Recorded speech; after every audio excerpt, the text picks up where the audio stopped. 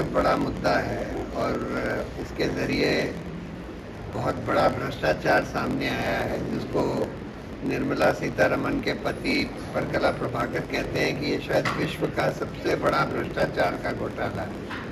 क्योंकि electoral bond चाहे 16,500 करोड़ के ही खरीदे और दिए गए हों, जिसमें से आधे भाजपा को मिले, लेकिन इसके ज़रिए लाखों करोड़ के ठेके, उसके अलावा शायद लाखों करोड़ का टैक्स के चोरी का पैसा नहीं रिकवर किया गया, क्योंकि जिन कंपनियों ने बॉन्ड दिए उनके ऊपर से ईडी, आईटी, सीबीआई का हाथ उठा लिया गया, उनको बहुत सारे कॉन्ट्रैक्ट दिए गए।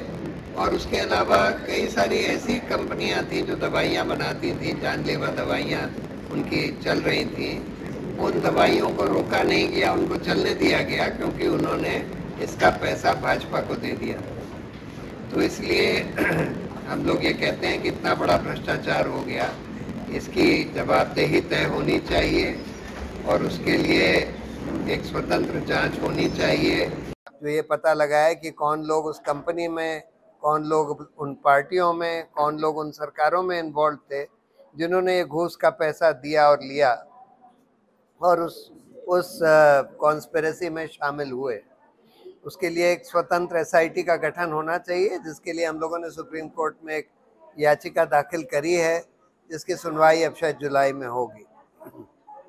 लेकिन बड़ी बात यह है कि इतना बड़ा घोटाला किया गया और फिर भी प्रधानमंत्री अभी भी ये कहते हैं, मोदी जी, की नहीं, इससे तो बहुत फ़ायदा हुआ, क्योंकि इसी वजह से ये लोगों को पता लग पा रहा है कि किसने पैसा किसको दिया। अरे ये तो बॉन्ड ही लाया गया था जिससे गुमनाम रहे, गुमनाम तरीके से पॉलिटिकल पार्टियों को चंदा दिया जा सके। ये तो सुप्रीम कोर्ट ने आदेश दिया, इससे ये खुलासा हो पाया है। और जब ये खुलासा हो पाया है तो भाजपा का ही ज़्यादा पर्दाफाश हुआ है, क्योंकि वही ज़्यादा इस घूसखोरी में लिप्त पाए गए।